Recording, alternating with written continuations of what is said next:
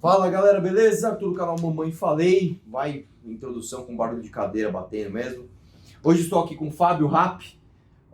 Inclusive é curiosa a história de como eu conheci o Fábio. O Fábio agitou um evento na cidade dele. E aí, de repente, me liga um cara, né? Falando que você furou o evento comigo.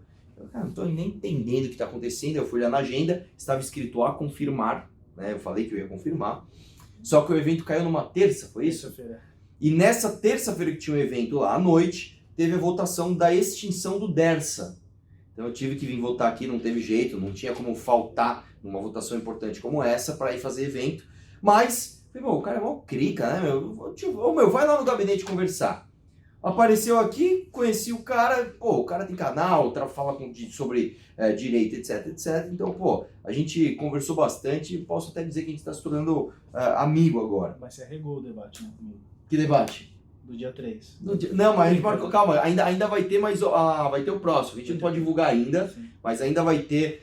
vai ter o evento, tá? A gente só realocou a data. Fábio, quem é você? Conta pro pessoal do Mamãe Falei quem é o Fábio. Beleza. Meu nome é Fábio Rapp, você já falou aí. Eu sou formado em Direito já há algum tempo, muitos anos, só para não revelar a idade, mas muitos anos. E sou professor de Direito, sou mestre em Direito, leciono já há mais de 15 anos. Então, enfim, e a minha vida é essa daí, cara. Sua vida é pautada em Direito. E você tem canal, cara. Né? Fala aí, pessoal, aproveita e já divulga teus canais. Na verdade, eu tenho dois canais. Um canal Fábio Rapp. Né? Eu vou deixar na descrição aqui, o pessoal vai saber. E um outro, cara, que eu criei, que é chamado Via Sensata. Qual é a ideia desse canal? No canal Fábio Rapp, ali eu faço algumas análises críticas, técnicas, mas também dou opinião. No Via Sensata, eu preferi fazer algo mais descolado, tentar desconstruir essa ideia do muito formal. Sim. E tentar fazer uma análise mais branda, não só da política do dia, mas de temas atuais, que eu acho muito importante. Um é um mais popzinho, o outro é um negócio mais técnico. Exatamente. E fora isso, você faz vídeos para aquele canal que Pro Folha do Brasil. Folha do Brasil. Sou analista lá no Folha do Brasil. Tá bom. Vamos lá, Fabio. O negócio é o seguinte, cara, por que eu te trouxe aqui? Aqui, ó, tá barulho, inclusive eu tô de terno, isso aqui é barulho de chamada de verificação de presença, não tem problema. Por isso que eu tô de terno, inclusive, que daqui a pouco vai ter votação. Eu trouxe você aqui pra gente conversar um pouco, tecnicamente, o que tá acontecendo com o caso do Flávio Bolsonaro. Certo. Eu não quero ficar dando opinião, o pessoal já sabe minha opinião, já fiz vários vídeos disso, então eu não quero mais dar opinião. Eu quero entender exatamente, tecnicamente, o que tá acontecendo. Como que começou essa história do Flávio Bolsonaro? Exatamente o que aconteceu? Bom, primeiro nós temos que voltar no tempo e pegar o extinto COAF. Uma espécie de um órgão, bem assim, pedagógico, é um órgão de controle financeiro. Então, por exemplo, se você estiver fazendo um movimento muito grande de dinheiro na sua conta, o COAF, o antigo COAF, hoje é Unidade de Inteligência Financeira, mudou, então o COAF agora virou Unidade de Inteligência Financeira e foi para o Banco Central. Então, se você tem uma movimentação atípica, isto é, vamos imaginar, você mexe R$1 milhão por mês. Um determinado mês você mexeu 10 milhões. Bom, é atípico. Não quer dizer que isso é criminoso, quer dizer que é atípico. E foi exatamente isso que aconteceu no caso do Flávio.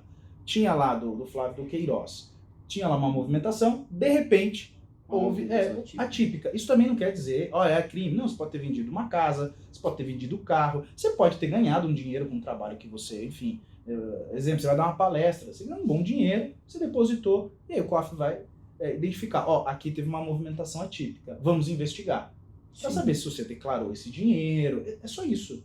Inicialmente é isso. É claro que o COAF ele vai servir, obviamente em última análise, para, de alguma maneira, fiscalizar o dinheiro que transita dentro do Brasil, para que, enfim, com isso você consegue mapear, inclusive dinheiro que tráfico de drogas, de armas, é uma pessoa mesmo que vai fazer, que pratica a lavagem de dinheiro. Então você consegue, de alguma maneira, ir fiscalizando e fechando o cerco, essa é a ideia. O COAF foi lá e identificou, tem uma movimentação esquisita na conta do Flávio, né? E mostrou. Aí o Ministério Público falou, então vamos abrir uma denúncia para investigar o porquê dessas movimentações atípicas. Nesse momento foi quando teve a primeira briga, que o Flávio ele pediu, qual é o nome técnico que você falou? Deslocamento de conta. Deslocamento. O que aconteceu exatamente ali? Temos que lembrar assim, tudo começou na conta do Queiroz. Então, Queiroz Primeiro tinha aquela investigação que já estava em curso na Assembleia Legislativa do Rio de Janeiro, que era a tal da rachadinha, e aí começou uma investigação. Daí eles mapearam e chegaram ali também no Queiroz, e portanto, olha, há aqui uma movimentação estranha, e começaram a fazer a investigação a partir disso. Qual foi o ponto? O ponto que eles identificaram um e-mail que foi trocado entre o Ministério Público do Rio de Janeiro e o COAF. Ó, eu quero as movimentações bancárias do Flávio. E foi exatamente aí o ponto. Tem duas discussões, mas fazendo aqui a primeira resposta da sua primeira pergunta, é o seguinte. Nesse exato momento, temos que lembrar que ele era um deputado estadual. Isso tramitava na primeira instância. Só para deixar aqui bem claro, juiz de vara, certo? Então tramitava na primeira instância com o Ministério Público da primeira instância. O problema é que o juiz de primeira instância, nem o Ministério Público de primeira instância, eles têm competência para tanto investigar ou julgar um deputado, assim como você. Entendi. Precisa ser o TJ, o Tribunal de Justiça, no caso lá do Rio de Janeiro. Que é uma instância acima. Exatamente. Então ele falou, olha, quem vai ter que me julgar, quem vai ter que ver isso daí, é o TJ, que é acima, que é uma decisão colegiada. Que não é um juiz só, é um colegiado de juízes, etc., e passou para lá. Aí o que acontece é o seguinte, teve toda essa movimentação, eu lembro que teve ali o Ministério Público bravo, depois o Ministério Público concordou ali em ir pro TJ, e aí agora o que a gente vê é justamente o Gilmar Mendes no meio do negócio, e aí eu não entendi nada. Por quê? Porque, vamos lá, o que a gente tem visto, né, inclusive é isso que levantou a polêmica, o Flávio Bolsonaro, ele se encontrou com o Gilmar Mendes 3 vezes. Depois, o advogado do Flávio Bolsonaro se encontrou com o presidente, com o Jair Bolsonaro, 3 vezes também. E aí, agora, o Gilmar Mendes suspendeu as investigações sobre o Queiroz.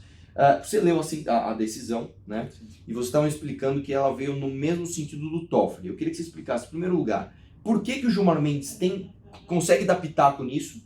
Em segundo lugar, como que foi baseada a decisão do Gilmar Mendes? Bom, aí houve um novo deslocamento de competência. Na medida que ele vira senador, ele se torna senador, as investigações, veja, o processo continua tramitando lá no TJ.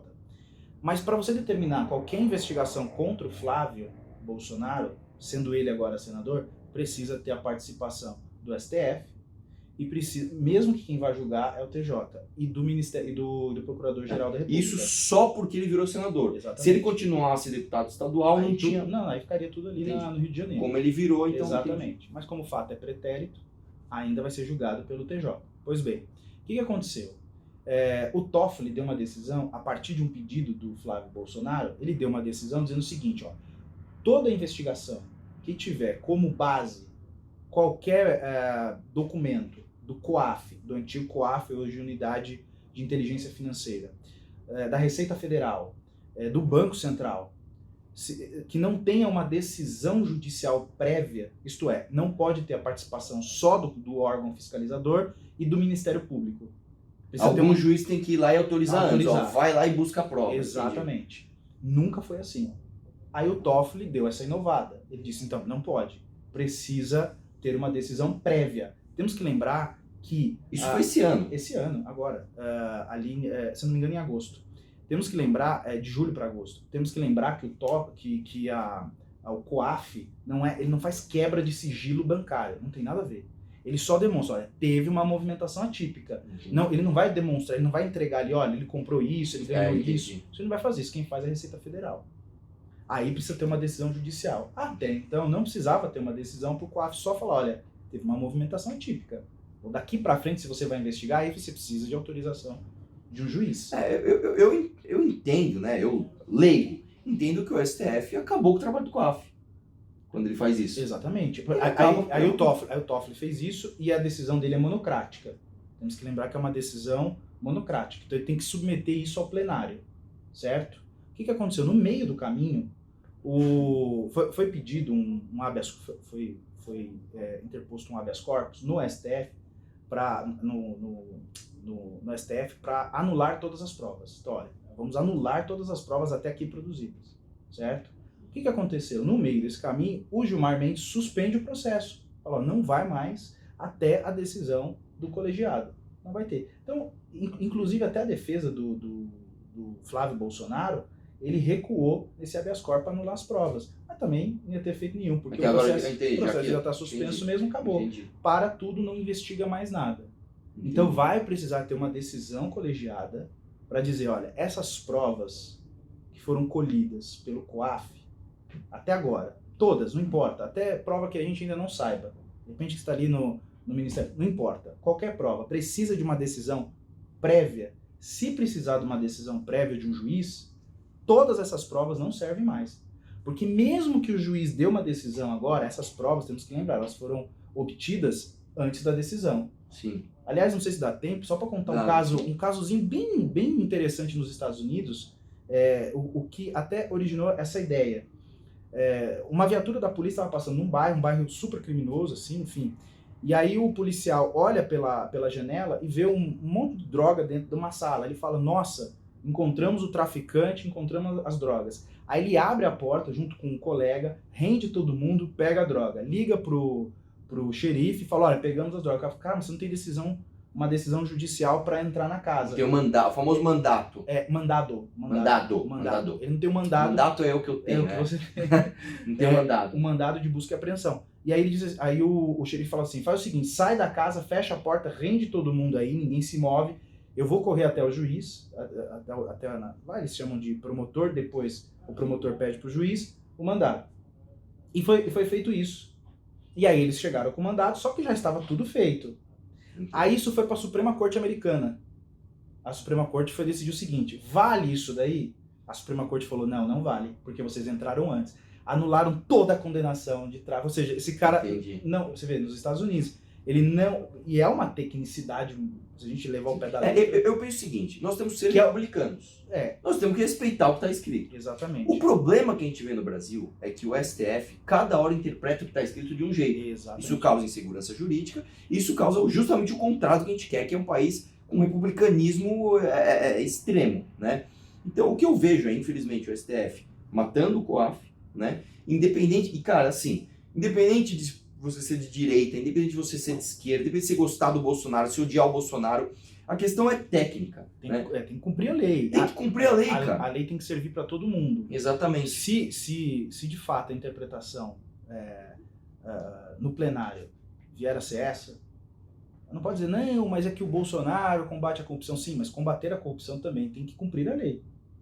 Passa pelo cumprimento da lei. Sim. E se de fato houve um excesso do COAF, da unidade de inteligência financeira e do Ministério Público, a gente não pode permitir isso. Você vai abrir uma brecha aqui, abre outra colar, exatamente. E aí vai expondo. O problema é o precedente que isso causa. Exatamente. Eu sempre digo assim, com cuidado. Hoje é o Flávio Bolsonaro, talvez aí todo mundo tenha um pé atrás e coisa e tal, mas amanhã pode ser você.